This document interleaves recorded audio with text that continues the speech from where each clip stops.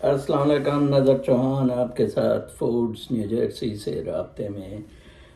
پاکستان کے حالات بڑے انٹرسٹنگ ہیں، مجھے بڑی ہنسی آتی ہے۔ میں نے 3-4 مہینے پہلے بتایا تھا، یہاں واشنگٹن ڈی سی میں باقاعدہ بیک ڈور ملاقاتیں ہوئیں اور عمران خان کا بالکل امریکہ کے ساتھ سیٹلمنٹ ہو گیا ہوا ہے، اور America is back in to the U S loop. Chance تھا رشیا اور چائنا کا اس کو کنٹرول کا، لیکن وہ پہلے تھرو باجوہ دا لگا گئے اور نہ کرنے دیا۔ اب آپ نے دیکھا شہباز شریف نے چین وزٹ کیا، بڑی کوشش کی، لیکن چین نے کہا کہ جناب صاحب جب تک آپ ان کو نہیں چھوڑتے ہیں امریکہ کو، ہم بالکل آپ کے ساتھ نہیں ہوں گے۔ اور لہٰذا بیک ٹو دی اوریجنل، جنہوں نے ملک بنایا اور اسپائلرز اپنا گند کر رہے ہیں اور پولیٹیشنز کو ملا کر ساتھ یہ سارا، اور اس نے اب کہا ہے نا عمران خان ہے بیسیکلی یہ پولیٹیشنز کو ساتھ ملا کر کرتے ہیں، اور اگر ہم ٹھیک بات کریں تو ایسا نہیں ہوگا۔ بہرکیف یہ چیزیں سیٹلڈ ہیں۔ فیض حمید کے بارے میں بھی میں نے کہا تھا، میں ابھی تک اس بات پہ قائم ہوں کہ CIA کی چوائس فیض حمید ہے۔ اور اگر آپ دیکھیں کہ جنرل بلوچستان کے جو کور کمانڈر کو مارا گیا تھا، یہ بہت بڑا سوال ہے، یہ کس نے مارا تھا؟ یہ نواز شریف وغیرہ بالکل اسی طرح ہوا میں باتیں کر رہے ہیں جس طرح کہ زرداری کیا کرتا ہوتا تھا جب کیانی نے دوبارہ ریسٹور کروانا تھا چیف جسٹس اور یہ ساری کھیلیں کروانی تھی۔ کہا جاتا ہے کہ جسٹس افتخار کی کیمپین میں بھی ISI نے پیسہ لگایا تھا، تو اب بھی ISI تو نہیں لیکن CIA وغیرہ عمران خان کی کیمپین میں بہت زیادہ پیسہ لگ رہا ہے۔ میں نے آپ کو کہا تھا کہ ISI کی سورسنگ رشیا بھی ہے، لیکن اب غالباً وہ رک گئی ہوئی ہے کیونکہ ٹلٹ پھر دوبارہ US کی طرف چلا گیا ہوا ہے۔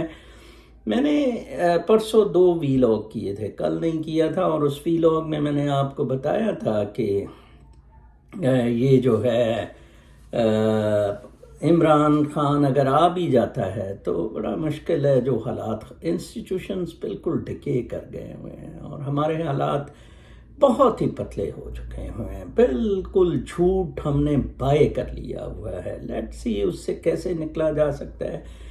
ایک انسٹیٹیوشنز کی بہت بڑی اوور آلنگ کی ضرورت ہوگی، ان کو اوور آل کرنا، اور آئین بھی نیا بنانا پڑے گا، ایک نئے سوشل کانٹریکٹ کی، صرف صدارتی نظام ہی نہیں ضرورت پڑے گی۔ پھر چند 4-5 لوگ مخلص اگر اوپر ہوں، جیسے خمینی کا انقلاب تھا، تو یہاں میں بھی اسی انقلاب کو اسپرٹ دیتے ہوئے US کنٹرولڈ انقلاب میں بھی ہو۔ اور دیکھیں آپ، جیسے آج سپریم کورٹ پر پریشر ڈالا گیا، وہ سارے ممبران ادھر گئے کہ جی ہم نے وہ کروانا ہے، تو یہ ایکچولی 20 کو جنرل فیض حمید، ہمیں ایک تو بیسک پرسپیکٹیوز میں ہم بات نہیں کرتے۔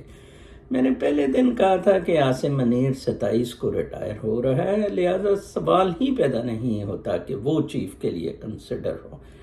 اسی طرح فیض حمید 20 کو کوالیفائی کرے گا، سال رکھ دیا تھا جب یہ ترامیم ہوئی تھی فار اے کور کمانڈر، تو 20 کے بعد اگر سمری موو ہوتی ہے تو فیض حمید کا نام ہوگا، اس سے پہلے نہیں ہو سکتا ہے کیونکہ اس نے 1 ایئر کمپلیٹ نہیں کیا ہے۔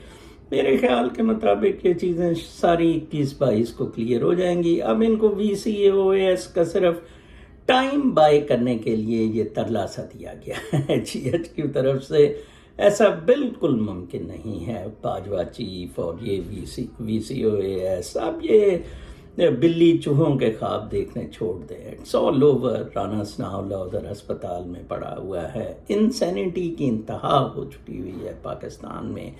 ایک بڑی پولرائزیشن تو نہیں میں کہوں گا، لیکن ایک بہت بڑا فیکشن پاکستان میں ملٹری جنرلز کے خلاف اٹھ گیا ہوا ہے، جس کو بہت مشکل ہے سنبھالنا۔ غالباً فیض حمید جیسا بندہ شاید اسے سنبھال سکے، کیونکہ وہ بڑا ایڈونچرس بھی ہے، اور میرے خیال کے مطابق امریکہ دوبارہ جنگ شروع کر رہا ہے۔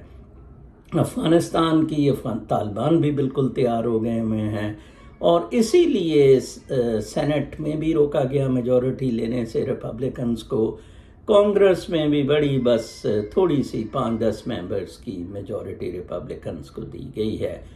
تو اس لحاظ سے دیکھا جائے تو چیزیں ابھی تک امریکہ کے کنٹرول میں ہیں، اور کوئی کسی قسم کا اسٹیبلشمنٹ کے حد تک بالکل بھی کرائسس نہیں ہے۔ اپنا بہت خیال رکھیں۔ اگلے ویلاگ تک کے لیے اجازت، اللہ نے